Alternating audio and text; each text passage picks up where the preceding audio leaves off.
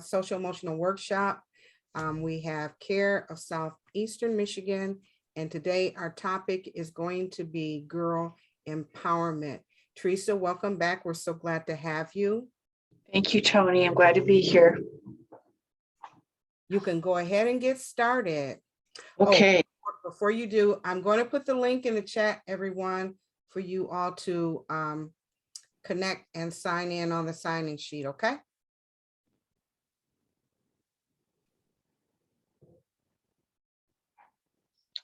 Okay, so, excuse me.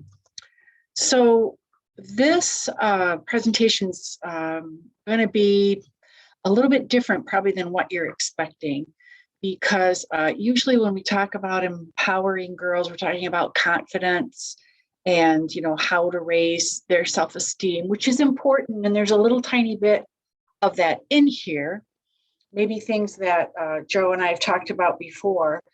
But I think that it's important to talk about how to have let girls understand that they do have power, you know, and that it's okay to have that power and how to use it, so that they can feel like they have more control over their own life and their rights, which are important for everybody, right? That's what we're talking about a lot in the news and stuff, about understanding consent and being able to stand up for yourself. So that's why I've changed this a little bit. I think that we need to talk about how we can go about changing the way that little girls think about themselves so that they do feel powerful, to claim what's rightfully theirs and to claim their power. So I wanted to start off with asking you guys, and I don't know if you can unmute yourself and just want to say it, or if you want to put it in the chat and Tony can read it to me, but I wondered what kind of messages you got when you were little. What challenges did you face because of those messages? So I know what kind I got growing up in the 60s and the 70s, and I'm wondering, assuming that you guys may be a different generation than I am. So what messages did you get, first of all, about being a girl? Anybody have any thoughts about that? You can go ahead and just unmute yourself, Shirley, and actually, she can't. I have to unmute her. Oh, okay, okay. I see.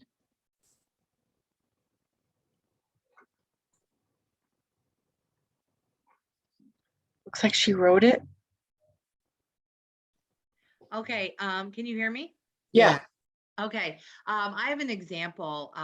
My parents were pretty old school, and I was born in 1965, so I was in high school starting in the late 70s, and I wanted to run cross country. And I think it wasn't until like the mid 70s that even let women run marathons. And I told my parents I wanted to run cross country. My dad is like, girls don't run. And yeah, that was sort of what I grew up with. Yeah. Did it affect you pursuing that? No, I did it anyway. Good for you. Good for you. Absolutely. I was going to say, did you do it anyway? I did it anyway. You know, my parents were like, girls take piano lessons, and I was a figure skater. But yeah, I ended up running cross country, and then I ran well into my 40s, you know, and it was, you know, and I'm really glad that I did it. But I grew up with the mentality that no, girls don't do that, you know, and totally get it. I totally get. And I was one of those kids that I wasn't going to let anything stop me. But there are so many girls out there who do not, you know, they are so shy and don't have that mentality and want to do something but don't. So I get it. Every once in a while on Facebook, I see that that it's not a meme. I guess it is a meme. It's a posting that's being shared about the first woman who tried to run the Boston Marathon and how she was, you know, physically harassed until the other people that were running kind of, you know, got her to safety so she could finish the race. And I think that was 1974, I think, or 75. I'm not sure, but I know it was in the mid 70s. She actually signed up as a man to be able to run. And Yeah. then they realized partway through the race that it was a woman running. And you're right, she did get harassed, but she was able to finish as well. Yeah, that's so cool. I always share that when I see that. And it looks like Rebecca too said from the media that you need to be thin and pretty. Yeah, we get that a lot. You have to be a certain way. You have your hair has to be a certain way. Your eyes have to be a certain way. You have to be a certain weight. Yeah, we get that a lot too. Well,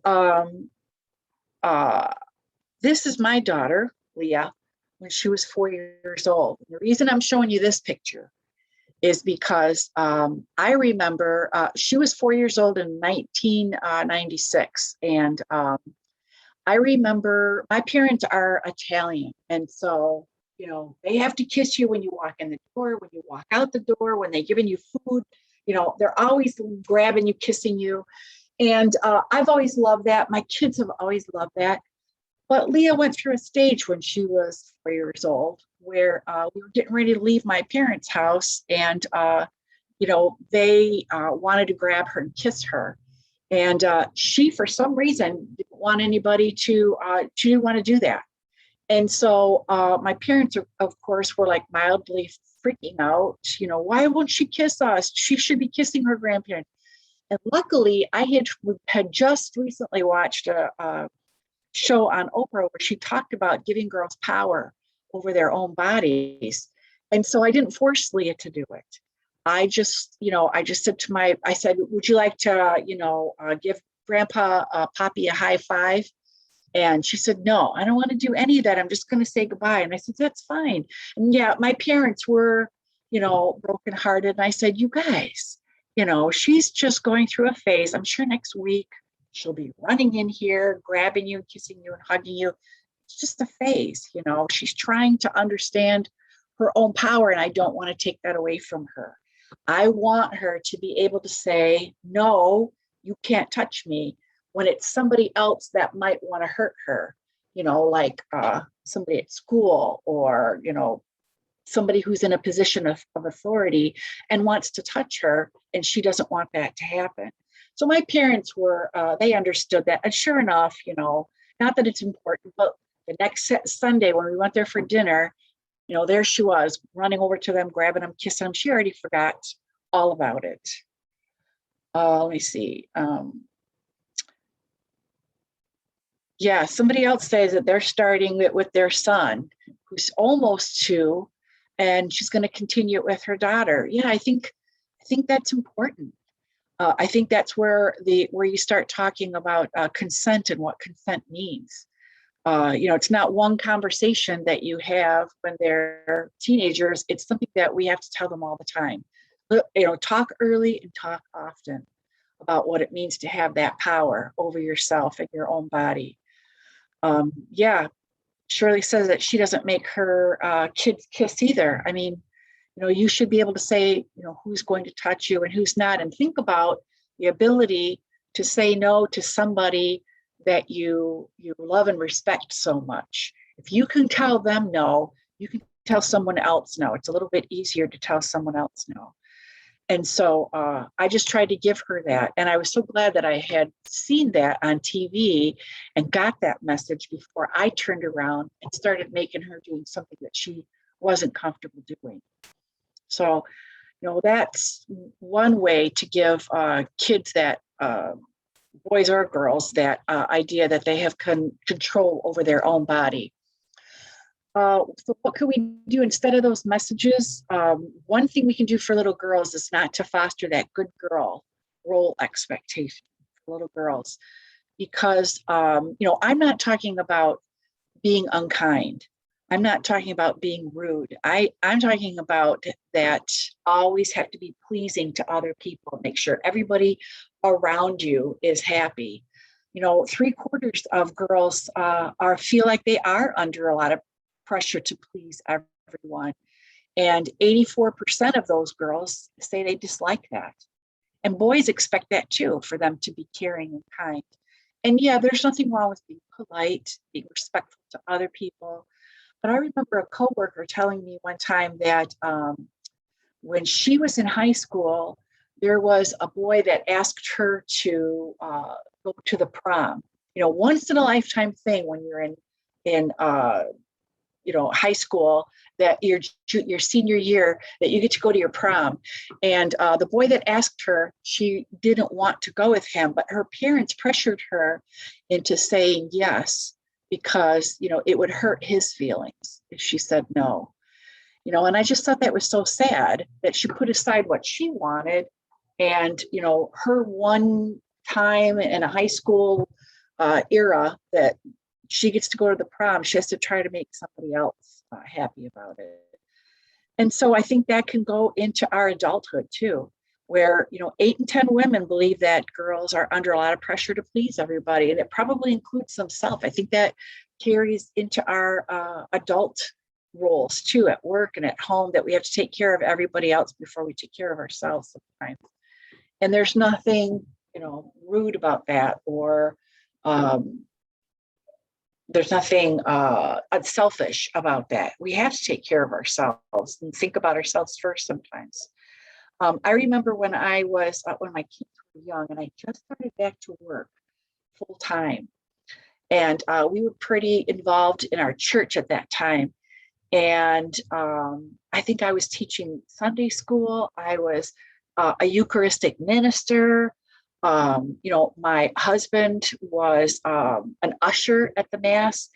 And so the priest called me one day during the day and asked if we would support or be like a support couple for a newly engaged couple in our church. And I just felt like I couldn't do one more thing. I was already overwhelmed with going back to work after 10 years of being out of work, raising my kids. And I knew that their dad felt the same way, that he felt overwhelmed, And so I just said, no. I said, I'm sorry, Father, but I just don't feel comfortable doing that right now. And he was just aghast. He said, are you telling me no? And I said, well, yeah, I don't think I can give it the time that it needs, because I'm, going back to work now full time.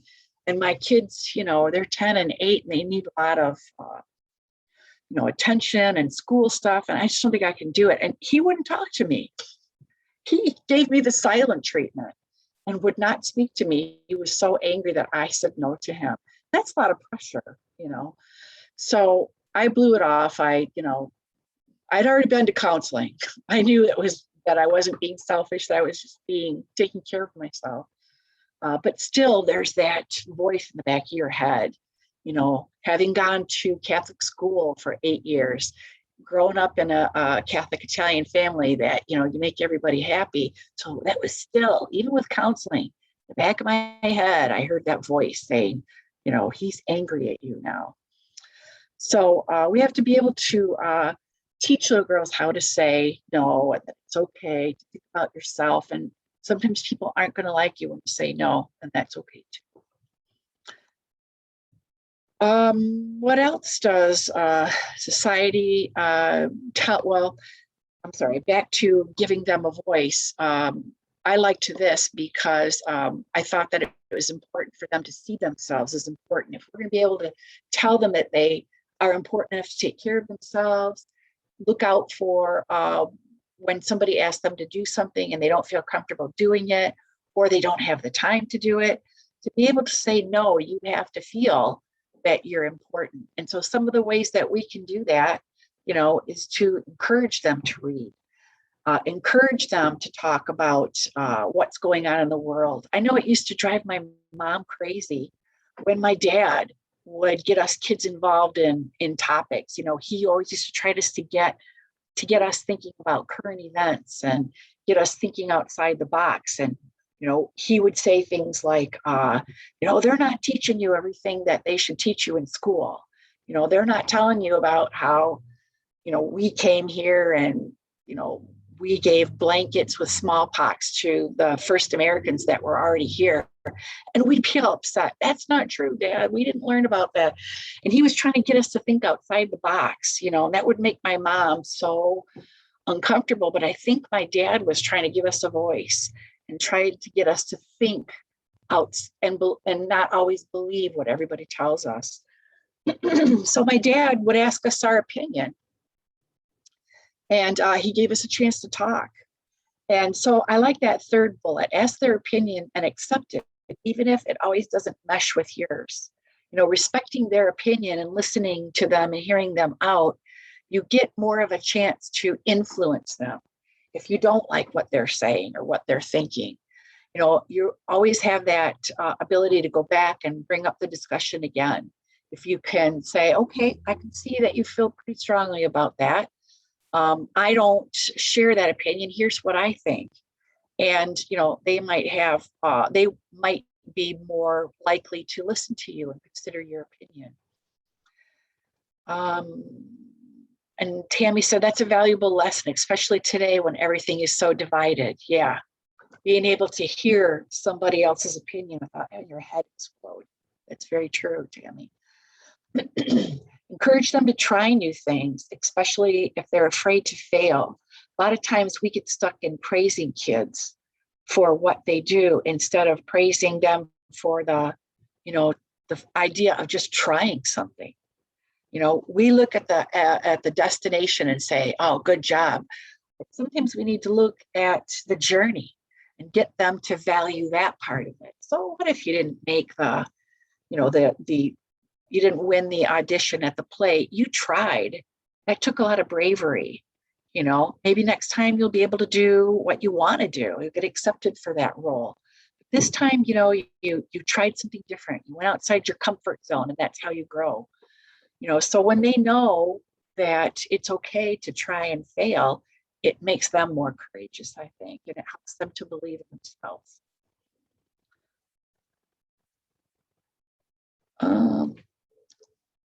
So yeah, when they feel encouraged, they lose that fear of failure. They feel braver. So what does the society tell us? Somebody already mentioned this, that society tells us that we have to be thin and we have to look a certain way. And I was surprised to find out that in 1970, most girls started dieting by 14. And by 1990, 20 years later, they were starting at 8. That still holds true today. They're not much older than 8 years old when they first start thinking about, I have to diet to make myself look a certain way. That's really sad, that we don't accept women for who they are, that they're more of objects that have to, please the male gaze instead of making themselves happy and focusing on what's inside. Like, for instance, this picture. Anybody can tell you that in that body surf ad right there, nobody's thighs are that long. It almost looks unnatural. That's a retouched photo. And I don't care how beautiful Beyonce is. I bet you that photo was touched too, because she's had 2 kids. Nobody's gonna, and Kim Kardashian doesn't look like that either, probably naturally. And so we have to help our daughters be media literate, talk to them about these pictures and what they're trying to convey, and how it makes it changes the way that you feel about yourself. That might be why girls are starting to diet at 8 years old. After a few minutes, what is it? I can't read this. After 3 minutes of looking at a beauty magazine, self-esteem can get lowered by 80%. And no little girl should be, or teenage girl either, should be thinking that they have to look like a touched up photo, because even these women don't look like that probably naturally. I think I even read somewhere that Cindy Crawford said that about herself. She said, I don't look like Cindy Crawford in the morning. So, she knows that she's got some help to make her look the way she does. So we need to get them to see past this, talk about, airbrushing and plastic surgery. And if Beyonce and Kim Kardashian do look like that, it's because they're millionaires. They can afford personal cooks, and they can afford to have somebody watch their kids where they work out 4 hours a day, but nobody really looks like that without a lot of help. There's that body shape. If that body shape in that body surf ad was real, that's only a very small percent of the population. I think that's called an endomorph. body type where they don't put on weight very easily and they're very skinny. My son's like that. He eats like a thresher and he's very thin. It's just his body type, where some of the guys that he lives with, they're more the typical body shape, and they're in their early 30s now. And so their bodies are changing a little bit. So, very small percent of the population really looks like that, but our daughters don't know that. This is what gets pushed in their faces all the time. So we can also model body acceptance and a good attitude about food. I like this when I read this. I can't remember who said it, but avoid the morality of orality, talking about food and yourself as good or bad. For instance, I was bad today. I ate pizza, so I'm not going to have any dessert, instead of just enjoying your meal. That's probably not something you do all the time anyway, but to put something, a good or a bad label on yourself for just enjoying pizza or dessert once in a while. We have to teach them balance. And the only way that they're going to really learn that is by how we act. I always thought that I put on good body acceptance around my daughter. I didn't want her to feel insecure about her body because I'm a fluffy girl. And so I've dealt with my body weight all my life. And I didn't want her to do that. So I always thought I was really positive about when I talk to myself. But, my daughter's 29 now. And her and I have had discussions about this. She said to me, I know you were really trying, Mom, but there's things that I heard you say that weren't body acceptance. And I said, well, geez, I can't always say the right thing, but I tried my best. And you and I have had discussions about what you see in the media, what you see on TV, and how that's very youth and beauty focused, and it doesn't represent what the world's all about. So there's balance there. I tried my best. I pointed out where I could, but I'm human. And, I always felt like I wasn't good enough because of being a fluffy girl. I always felt like I had to try to change somehow. So, it creeps out even when we don't expect it to. But, having those discussions are good, and having them often are good, especially if you see something, if you're watching something on TV together, talking about that. We can teach them to look internally instead of externally for approval. And so this talks about getting them involved in sports, team sports early, because then they look, into themselves, how am I accomplishing? Plus they're part of a team. They're part of other girls and how they're contributing to the team effort. And so that is a really healthy way for them to build their self-confidence and their power, because it's independent of what their appearance is. Cho and I always get into this discussion, and I think we may have mentioned it here before, where I told him one time that when I see little girls, I try not to say right away, oh, look how pretty you are. I said, it's nice to say that to them. But, I want to ask them other questions, like, what are they doing in school? Do they like to read? What are their friends? What do they like to do with their friends when they see their friends? Joe always says, because he's a male, oh, it's okay to talk about how pretty they are. Yeah, it is okay. And I make sure I slip that in once in a while, but I don't make it my first conversation with them. I don't make it a constant diet of that. I talk about what they can do, and he gets it. He's trying to, change the way he thinks about it. And I admire him for that. But he didn't understand at first, because just like me, he was, raised on hearing that, how pretty little girls are. And it's kind of when you see little children, it's almost a natural thing that wants to come out of your mouth and tell, kids how cute they are, probably because we heard that growing up. So I just try to focus on different things with them.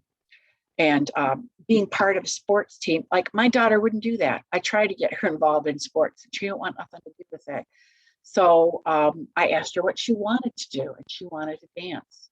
And so I let her do that. And when I talked about what she was doing, I asked her how she felt about it. When she was having a hard time learning something, and she finally got it. I said, how do you feel about that? I feel pretty good. Or if her dance teacher would yell at her or her friends would give her a hard time, I would talk to her about the fact that she's trying, she's making an effort to do it. And that's just as important as getting it done perfectly. So I wanted her to look at herself and her effort in order to feel good about herself. This, I think, is important. Don't trash talk other women, and don't let boys and men in your house do it either. It's harmful to all women. And, I'm not saying that we all do this, but we have a tendency to judge people based on how they act or what they're wearing. And, we may say something about a celebrity or a politician and they'll never hear it, but our kids are going to hear it. Our daughters are going to hear it and our sons are going to hear it, and so you may not approve of something that somebody's wearing or how they're acting, but, that person has that right to act or to think or to wear what they want, and I don't want to give my daughter the impression that I'm always judging other women or judging them, as either good or bad. I would like them to grow up and have their own opinion about themselves. And, even if kids all the time grow up and wear things, do things that we don't always, are not always comfortable with. And like I said, if I can hear them out and try to understand their point of view, and even say, well, I don't share that opinion. Here's what I think. Would you care to hear what I think? And to be respectful about how I give my opinion, I have more of a chance of influencing them. But if I'm giving them power in other areas of their life, I don't think that they'll always necessarily need to call attention to themselves in ways that might not be appropriate. So, if kids are given power, positive power, to have some voice, they won't be trying to get attention by wearing something that might be inappropriate or acting a certain way. Part of it, is coming of age, but it doesn't all have to be negative. They can find ways to fit in and be noticed by doing positive things too. And so, just the most important thing here is that, I don't want to waste time talking about other women and the way they look or the way they act, and possibly having my kids do the same thing, judging other people. And so this is the part that we usually talk about when we talk about empowering girls, is the difference, how to build up self-esteem and the difference between praise and encouragement. And so, like I mentioned before, a good way to show them that they're capable and that they're accepted and loved is by encouraging rather than praising them. Because praise, like I said, is what the ultimate goal is or what the ultimate destination is. And that's when we would say, good job, but sometimes the journey to that ultimate goal or that ultimate destination is hard, and they're going to fail more often than not.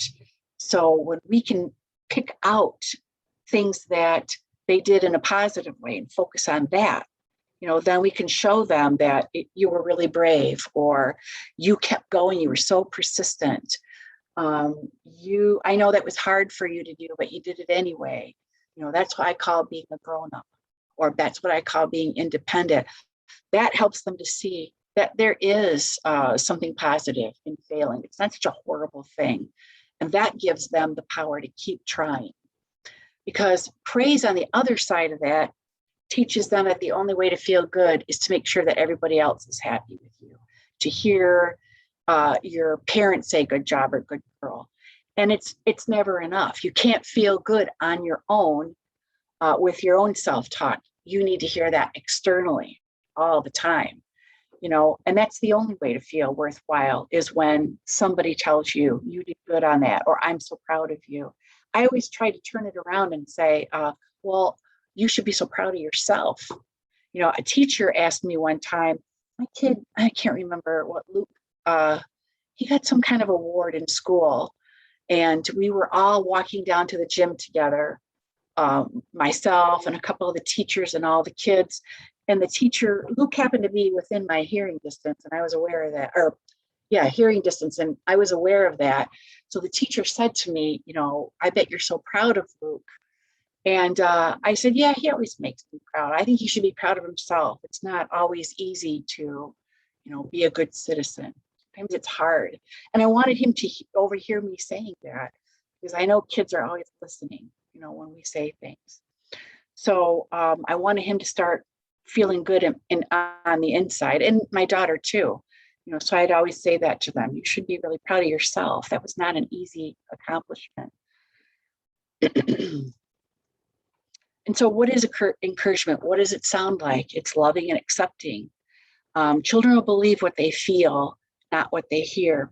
So we might tell our kids, you know, I love you unconditionally. And we believe that in our hearts. But sometimes what they hear from us is that, you know, when we tell them that they did something wrong, or we yell at them too much, or we punish them, they may not feel that they're loved unconditionally, only when they act, you know, in the appropriate way. So I know that can be hard to talk to them when they've done something wrong, but just changing the way that we speak to them, you know, using you know, a respectful voice, and hearing them out and talking to them, you know, in a respectful way, can help them believe that, yeah, they made a mistake, but it doesn't matter. I still love you. You know, that's not going to affect the way I ever feel about you. And that comes too from when our kids are different than what we were imagining when they were babies. They may grow up and love somebody that we don't approve of, or that we don't understand why they love that person. Or they may grow up and feel in their head that they don't fit the body they were given, and they question their gender. And we don't understand that because we're not going through that. And so, you know, we need to let them know that we love and accept them, even if we don't always agree with them. I already mentioned noticing effort and improvement. You know, it's, like I said, it's not the destination, it's the journey. You know, they're going to be struggling all the time, and they're going to be probably hyper focused on the things that they did wrong. So we have to mention to them what kind of effort they put into it, or that they've improved. You know, Leah one time got a D on a test that she was taking. And I asked her, you know, what could you do about that? I know I can see that you're not happy with that. What could you do about it? And, you know, we finally brainstormed a little, and she talked about, you know, we decided we would try to take the test over again. Well, she went through all kinds of stuff, talking to her teacher. She wanted me to do it. And I said, why don't you give it a shot? Just go up to Mrs. Harris and ask her. And so she did that. She was young, like 10. And that was scary for her, but she did it anyway. And she studied, and she did this and she did that. Well, she went from a D to a C. And so she was crushed. I said, Leah, that's improvement. Look what you did. You know, you had the bravery to go and talk to Mrs. Harris. And even though you thought she was going to tell you no, she gave you another chance.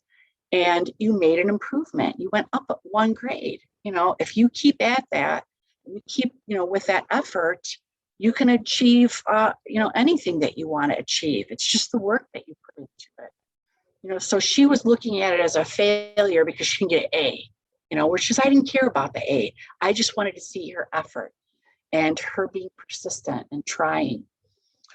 And sometimes, you know, we need to, appreciation might go through our head, like, oh, I'm so glad they helped me with the grocery bags, but we don't say it out loud. And so they need to feel like they're valuable, that when they do something without being asked, that contribution helps us. And they need to hear us say that we have faith in them, even when they're struggling. I know you can do this. I know you had trouble before. Remember when you were trying to get to that stage on your Xbox on that game and you couldn't do it? kept trying and trying, you're persistent. I know you could do this later. You know, you'll be able to work on your math and get better at it as you go on. So they're going to sense what we believe, and, you know, they're going to feel good about themselves too. I mean, they might struggle, but we can be that person that's trying to lift them up by showing that we have faith in them. So that's how encouragement is different than praise. Praise is just like a blanket. Good job, good girl, good boy. When you use encouragement, you're actually telling them a story about what they did right. You're noticing the details and pointing them out so that they don't hyper focus on what they did wrong, or they didn't get the A, they got a C instead. We're trying to pick out the little things and tell them a story about it. This is what I saw about you. You know, you set the table so that we can all sit down and eat. I don't care that you forgot to put cups on the table. This is what I saw. You got a C, you went up to a C from a D. I don't care that you didn't get an A.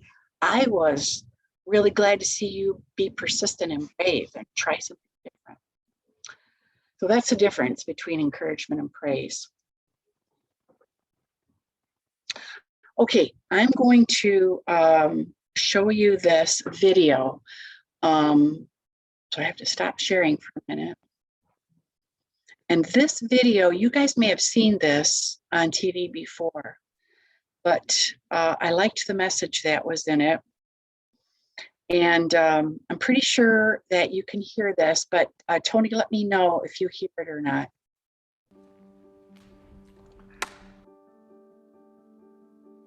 Hi, Erin. Yes. Hi.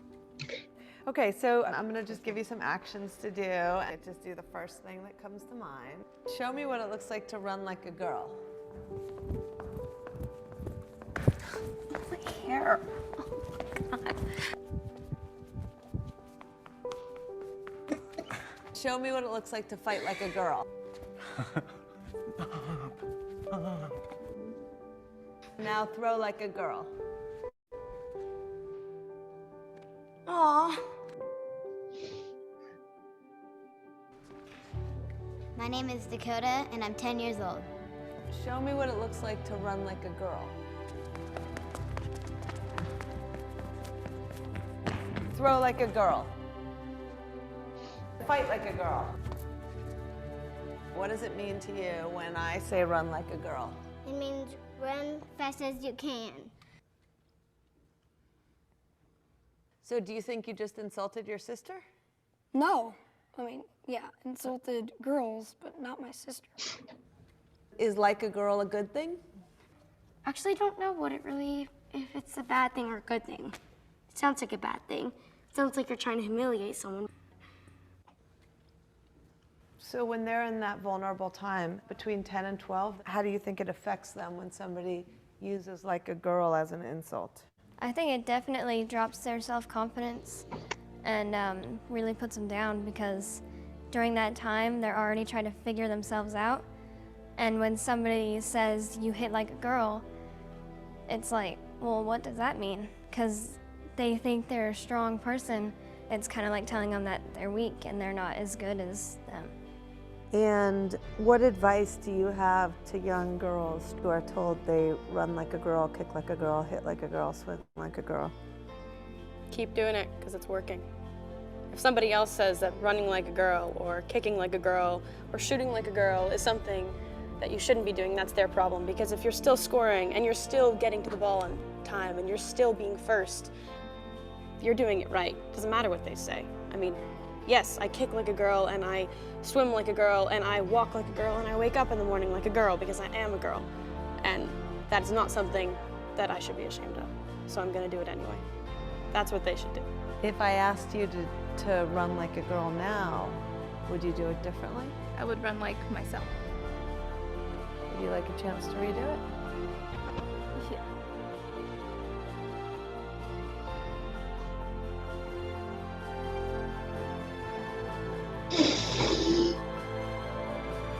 Why can't run like a girl also mean win the race?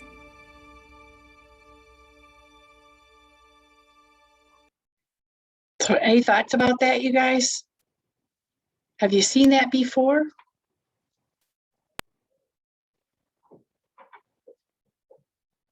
There's another one that Serena Williams did, and I think it's along the same line of her being told she can't do a certain thing or act a certain way, and you know, showing how she didn't listen to that her dad raised her differently, her and her sister, to think differently about themselves. So I always think that's pretty powerful, that that one that Serena Williams played, and I should look for that and include that.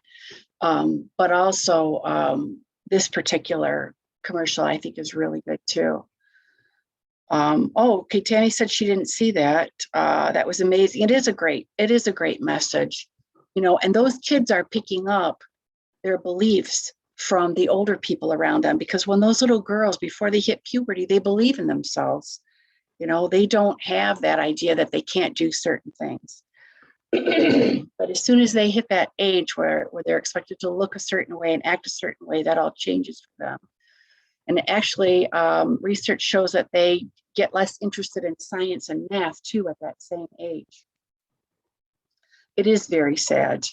It's sad that, you know, that's a carryover from old school. You know, that might have been something that my parents did when they were growing up, or maybe even my sisters when they were growing up in the 50s. But, you know, now it should be different. You know, we should be encouraging them to do different things and to not listen to what society's trying to tell them.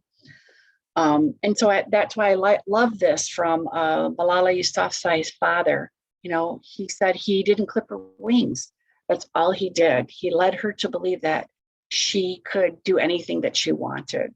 You know, how else do you get a 14-year-old girl who's shot in the head to get out of that hospital bed, recover, get out of that hospital bed, and then decide that she's going to open a school for girls? You know, who has that kind of gumption and that kind of power? You know, somebody who wasn't treated like a princess, who was told that, you know, she's courageous and strong and she can do anything she wants to do, you know, and he probably just encouraged her the whole time. I think that's a beautiful thing, what he did. And, you know, to give her that strength and not deny it to her is incredible. Same thing with Serena Williams and Vanessa Williams. You know, I remember a long time ago when she was a young woman. I mean, she was, you know, basically a teenager. And Serena Williams, they asked her who was her favorite tennis player, and she said me. And I remember her getting so much gruff, so much like pushback from that, like she was being vain and she shouldn't have said that. And I think that was really cool. I mean, she didn't put anybody else down. And so what if she thought highly of herself? You know, she's an incredible athlete and an incredible woman. How else can you manage that if you don't believe in yourself? But, you know, people wanted to put her back into that role that society's comfortable with, that girls should be demure and quiet. You know, so Malala's dad and Serena's dad didn't do that. And I think we can see what kind, you know, what that can produce, which is just wonderful.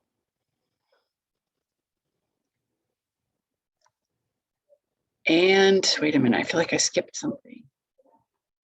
Yeah, so what else can we do? Instead, we can help them to create personal boundaries. This is where learning about consent comes in too.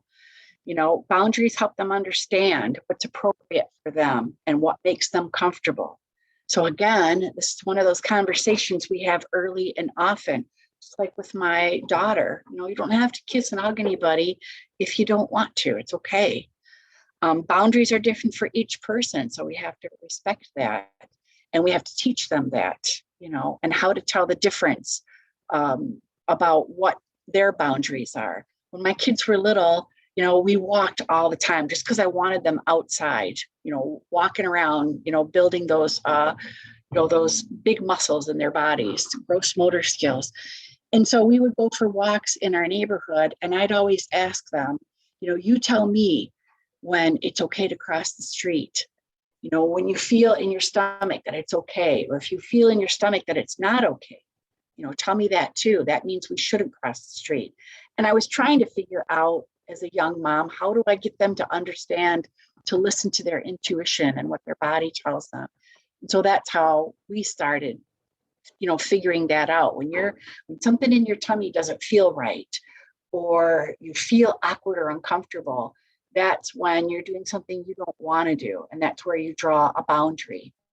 So let people know if something bothers you or not. Use your voice to tell them that. And I had to do that with Leah when she was about, I think she was older, maybe 7. I mean, to me, she wasn't a little tiny 4-year-old anymore. She was like 7 or 8, and her brother used to try to tell her what to do. And so I sat down there and I said, Leah, is he your dad? And she said, no. And I said, then you don't have to listen to him. He's not your mother either, obviously. So, what can you do instead of hitting him or crying? Because that's what she did. She'd turn on the waterworks, what can you do to stand up for yourself? And so we talked about it. You can walk away. You can go in another room and start playing. You can ignore him. We went through all those things. We brainstormed together. But still, she would come to me whining and crying. And so I said, Leah, we've talked about this. You know what to do. And so, take care of it. You don't need me to step in there. I'm not doing it anymore. And that still didn't work. She was still coming to me. He wasn't hitting her. I would have got involved then because he's 2 years older than her.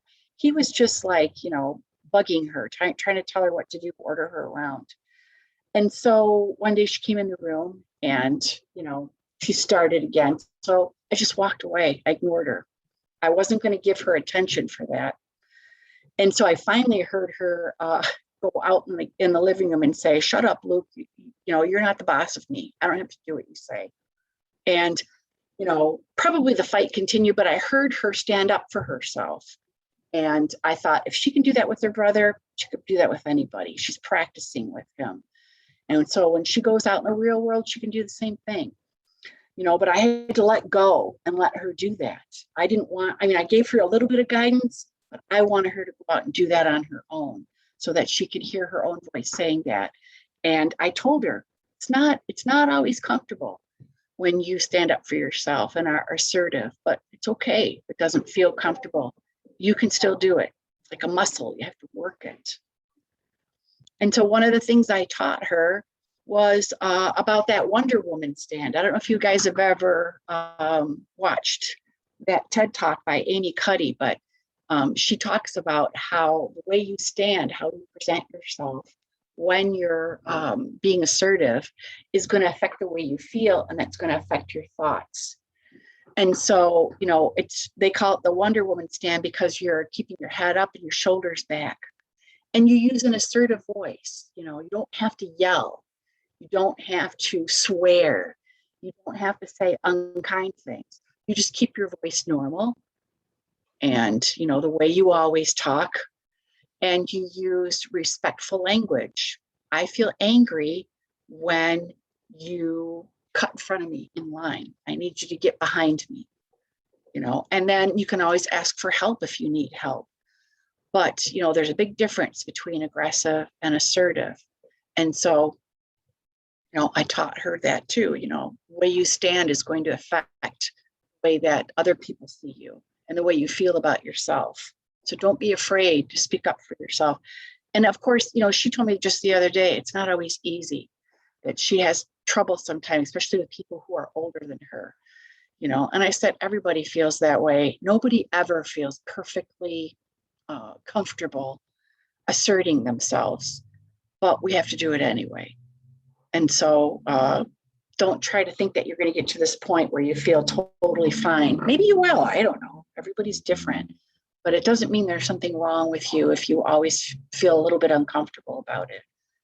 Just try to put it aside and do the best you can. And then we can also teach them how to say no without kneecapping themselves. We use those little modifiers like just and maybe and sort of, so that we don't make people feel uncomfortable. And we don't have to do that. We don't have to soften what we say. because it undermines, how we feel about it. So instead of that sort of makes me uncomfortable, just get rid of that modifier and just say, that makes me uncomfortable. Not maybe you should leave, but definitively you should leave. I'm trying to help, taking those words out can help also. And you know what? Sometimes when you're assertive, people aren't going to like you. They're going to be uncomfortable, but that's okay. Mostly that's their baggage that they're carrying, because maybe they would like to be able to stand up for themselves. Maybe they would like to have the ability to say no when they want to, or to tell someone, that makes me uncomfortable when you interrupt me. I need to finish what I'm saying. And, when you do it, it makes them uncomfortable because they would like to do it. Or they might want to put you back in that box, because sometimes people are uncomfortable with women who are assertive, but that's okay. Like I said, that's on them.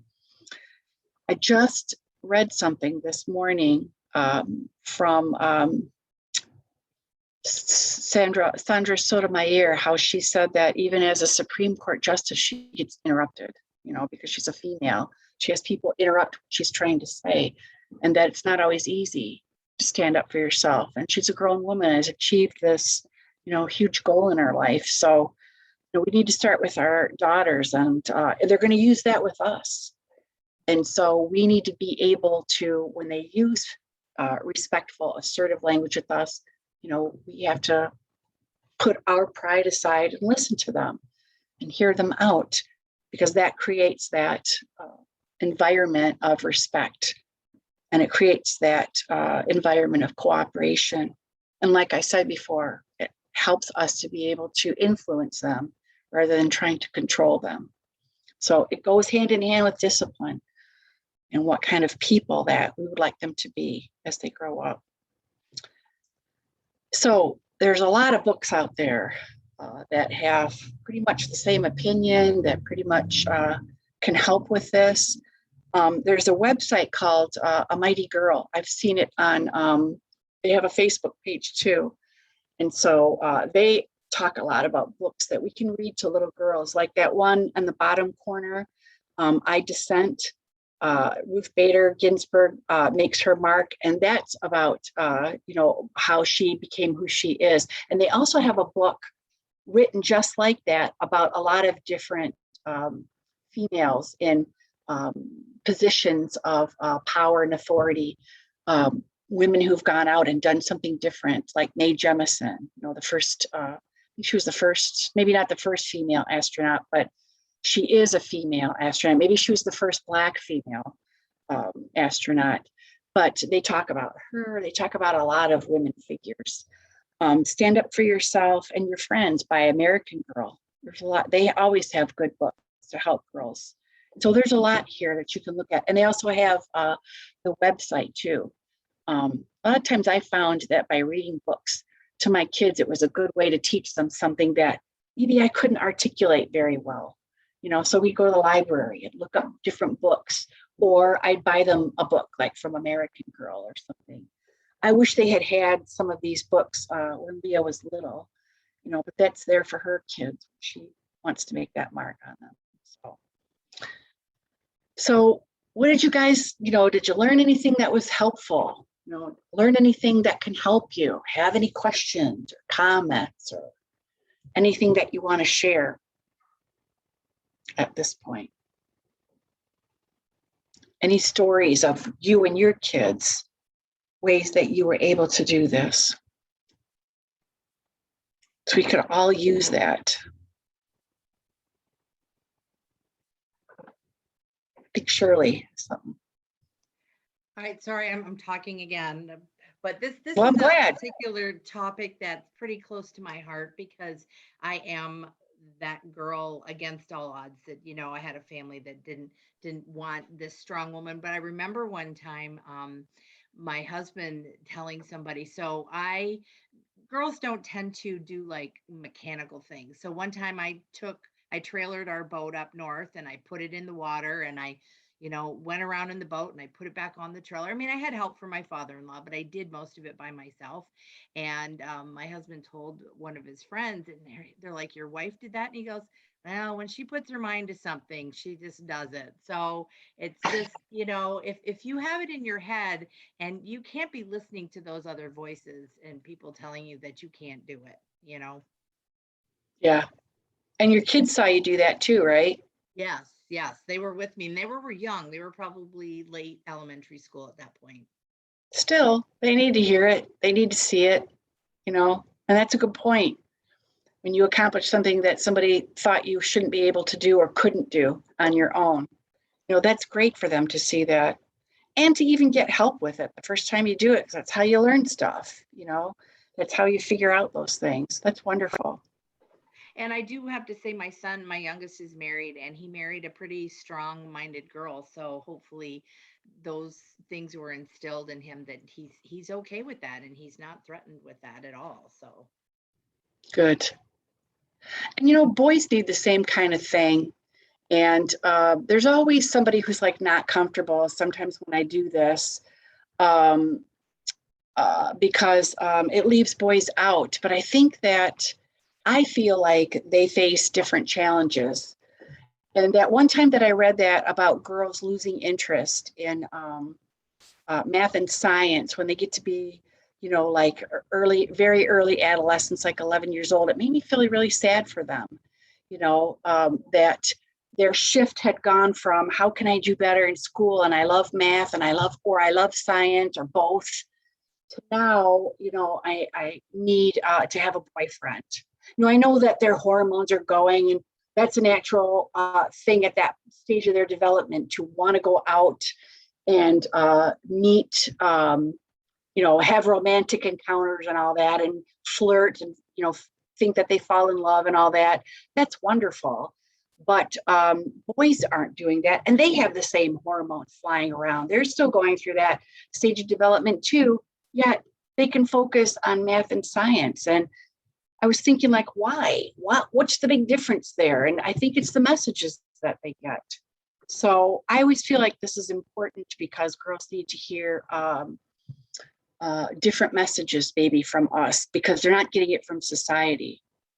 So somebody else wrote that she has 4 daughters. So I appreciate this. Good. I'm glad that it struck home with you, and that you'll be able to use it. This presentation was close to home. I was on an all boys baseball team growing up. You can imagine the things I heard. Oh yeah. Great information and quotes. Good. Well, good for you, man. That was taking a lot of bravery. I don't know if I could have done that, be on an all boys team, but I'm glad that you did. That's wonderful. Thanks, ladies. I appreciate your input, and I'm glad that you guys got something out of this. And I cheer you on for all the stuff that you're doing already. It's wonderful. Well, if no one else has any comments or questions, we're going to put a close to this, and we will see you all next Tuesday. Next Tuesday, we will be dealing with tobacco and vaping. That's a really good session, especially with all of the things that are going into vaping that is very harmful to our young people, and people period, but especially our young people. They are really targeting them with the vaping, and it's really good information to have and for you to share with your children, your students, because they really don't care, and they're just targeting our youth so that they can gain and profit. Yeah.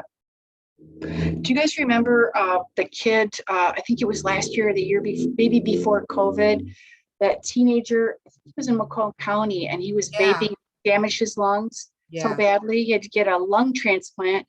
And his teenage brother continued vaping. Really? So even though, because I know somebody that works here that knows that family, and even though he saw with his own eyes the pain that his brother went through, he was continuing vaping. So they really need to hear this information over and over and over. And Joe will do a good job at it. Absolutely. Personally, our social emotional workshops are subjects, are topic matters that I don't feel can be oversaturated. I just don't, Mm-hmm. You always learn something new. You always gain a different perspective, a new way to look at things and a new way to approach things with your young people. So I love it. Good. Thank you. I agree, Tony, because I remember the first time I took a parenting class and I hyper-focused on this one skill that was working really good. And then after the class was over, I realized that I didn't absorb as much of the other stuff. Mhm. And so I kept, taking the class over and over until they finally said, why don't you just work, because you're here all the time. And I just needed to do that. I needed to take that class so that I could learn different things. I think that's a good point. You always get a different perspective. Absolutely. Absolutely. And, especially,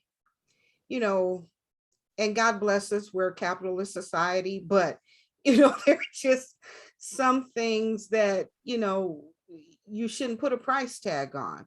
There are some things that you just really should be so willing to give freely so that everyone can benefit from it, Yes. Mm-hmm.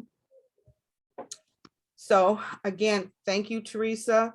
Thank you guys for joining, and we will see you next Tuesday. Everybody have a great weekend. Yes.